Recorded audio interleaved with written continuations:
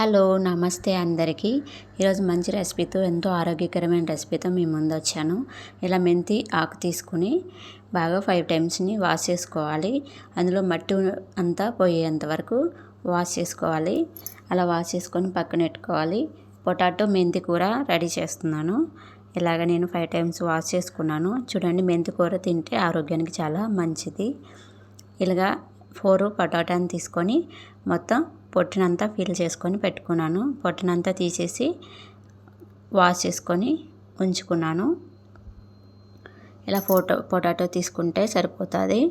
ఇలా సన్న ముక్కలుగా కట్ చేసుకొని ఒక గిన్నె తీసుకొని అందులో వాటర్ని యాడ్ చేసుకొని వాటర్లో మొక్కలు ఉంచాను. ఎందుకంటే మొక్కలు మనం కర్రీ చేసి ప్రిపేర్ అయ్యే టయానికి బ్లాక్గా అవ్వకుండా ఉంటాయి. ఇలా ఫ్రెష్గా మొక్కలు మనకి కనబడతాయి. అందుకే వాటర్లోనే పొటాటో ముక్కల్ని ఉంచుకోవాలి.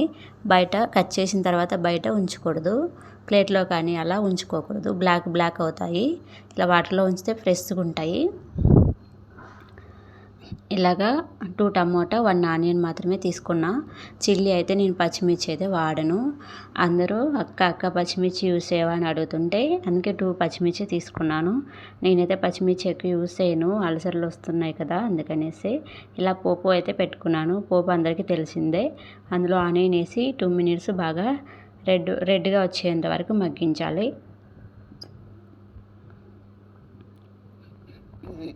ఇలా రెడ్ కలర్ వచ్చేంత వరకు మనం మిక్స్ చేసుకుంటూ మగ్గించుకోవాలి.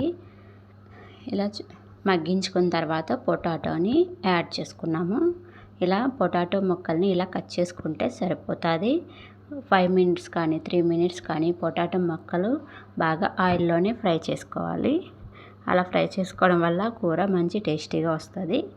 ఇది మెంతి ఆకు బాగా వెయిట్ ఎక్కువ, బరువు ఎక్కువ ఉన్న వాళ్ళకి బాగా తక్కువ చేస్తుంది. 1 వీక్లో 2 టైమ్స్ తింటే సరిపోతుంది.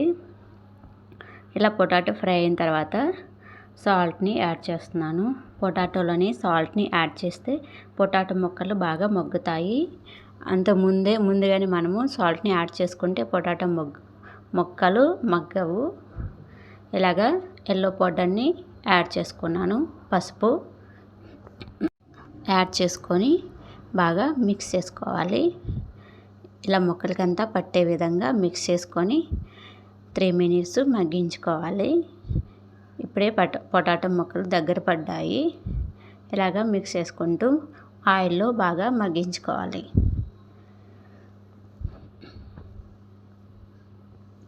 చూడండి, ఆయిల్ మొత్తం పైకి వచ్చేలాగా మగ్గించుకుంటే సరిపోతుంది. వీక్లో 2 టైమ్స్ మెంతి తింటే చాలా మంచిది. ఇది మనల్ని వెయిట్ ఎక్కువ ఉంటే తక్కువ చేస్తుంది. ఆరోగ్యానికి చాలా మంచిది. ఇలాగా పొటాటో మొత్తం దగ్గర పడ్డాయి. దగ్గర పడిన తర్వాత మనం కట్ చేసుకొని ఉంచుకున్న టమోటాని యాడ్ చేసుకున్నాము. ఇలా టమోటా మొత్తం మిక్స్ అయ్యేలాగా మిక్స్ చేసుకొని 3 మినిట్స్ మగ్గించుకుంటే సరిపోతుంది. చూడండి, ఇలాగా పచ్చివాసన పోయేంత వరకు మగ్గించుకుంటే సరిపోతుంది. మీరు మా ఛానల్ సబ్స్క్రైబ్ చేయండి, లైక్ చేయండి, సపోర్ట్ చేయండి. ఇలా మగ్గిన తర్వాత కడిగి ఉంచుకున్న మెంతి ఆకుని యాడ్ చేసుకోవాలి. ఇలాగా యాడ్ చేసుకోవాలి. ఇలా యాడ్ చేసుకున్న తర్వాత బాగా మిక్స్ చేసుకోవాలి. ఇది 2 మినిట్స్ మగ్గించుకుంటే సరిపోతుంది. ఇలాగ మొత్తం మిక్స్ అయ్యేలాగా ముక్కలకి కలిసేటట్టు బాగా మిక్స్ చేసుకోవాలి. ఇలా చూడండి, ఇలా మిక్స్ చేసుకొని 2 మినిట్స్ మగ్గించుకుందాము.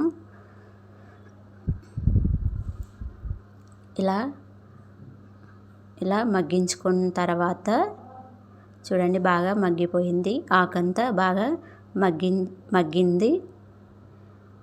చూసారు, బాగా మగ్గిపోయింది ఆకంతా. అలా మగ్గిన తర్వాత కారంని యాడ్ చేసుకుంటున్నాను. నేను కాశ్మీర్ కారంని తీసుకున్నాను. అది చాలా టేస్టీగా ఉంటుంది. ధనియా పౌడర్ని కూడా యాడ్ చేశాను. ఇందులో కారం, ధనియా పౌడర్ మాత్రమే యాడ్ చేసుకోవాలి. మిగతా ఐటమ్స్ యాడ్ చేసుకుంటే మెంతి ఆకు కదా చేదు వచ్చేస్తుంది. ఇలాగ తగినంత వాటర్ని యాడ్ చేసుకొని మిక్స్ చేసుకోవాలి. మిగతా ఐటమ్స్ అన్నీ వాడుకున్నామనుకోండి, మెంతి అసలే చేదుగా ఉంటుంది కాబట్టి కూర అంతా చేదు వచ్చేస్తుంది. నేను చూపించిన విధంగా యాడ్ చేసుకుంటే మంచి టేస్టీగా ఉంటుంది. వాటిని యాడ్ చేసుకున్న తర్వాత బాగా మిక్స్ చేసుకోవాలి. ఇలాగా ముక్కలు మునిగేంత వరకు వాటర్ని యాడ్ చేసుకుంటే సరిపోతుంది.